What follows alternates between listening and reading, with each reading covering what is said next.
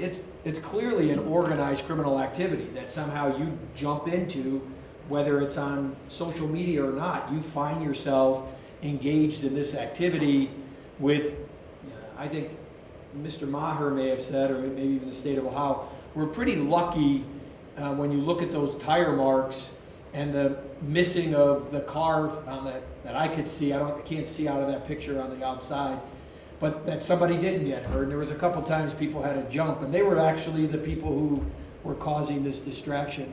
And then watching that ambulance pull up and get stuck in there as well.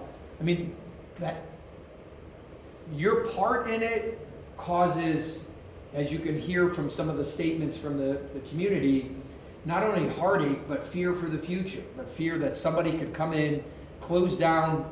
This is well-organized criminal activity, as you can see how you get involved in it.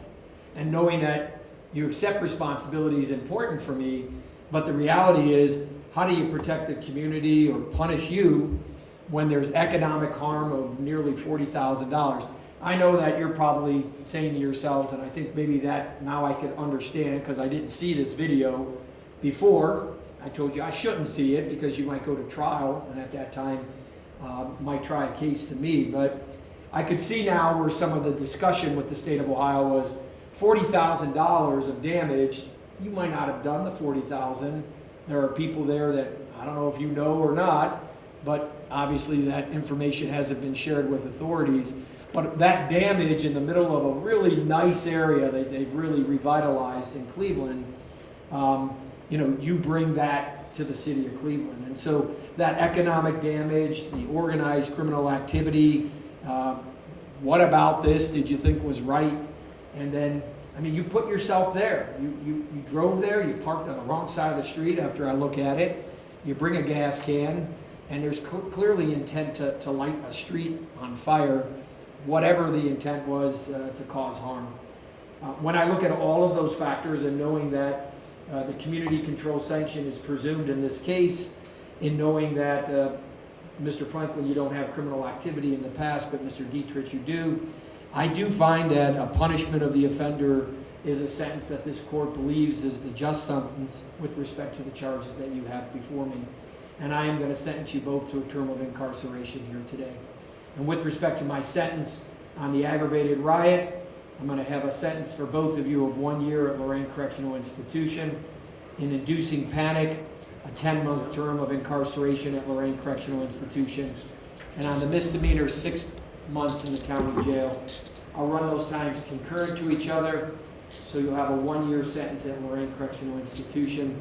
As I noted to both of you, you'll have possibly post-release control, so that's supervision by a parole officer for 2 years. I don't make that determination, the parole authority does.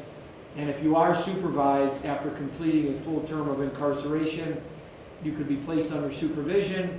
If you violate that supervision, the parole authority can send you back to prison for up to 1/2 the time that you served for me on this case. I'll waive any of the fines, fees, and court costs that you have on this case. I'll note that the restitution is joint and severable between the two of you, owed to the city of Cleveland in the amount of $39,242.80. I'll note for the record that you both have credit for time served. Mr. Dietrich has 17 days of credit. Mr. Franklin has 15 days of credit, plus any time while you await your transportation to Lorraine Correctional Institution.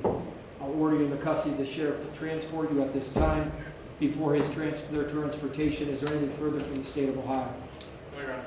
Anything on behalf of your client, Mr. Maher?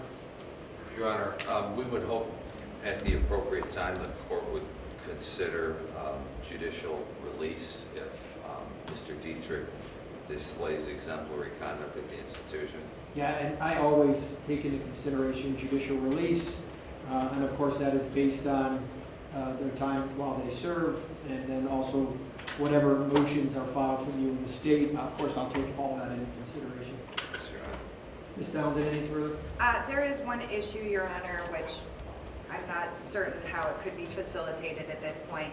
I believe back on January 28th, there was a discussion at the pretrial. Again, there was Frank Triazzi from my office was representing Mr. Franklin at the time.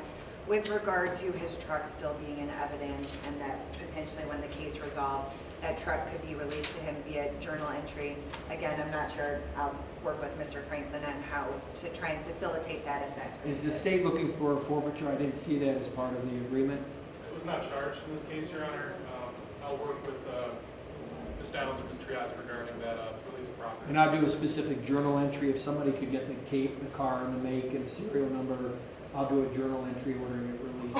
Thank you, Your Honor. Okay, all right, we'll adjourn. Thank you.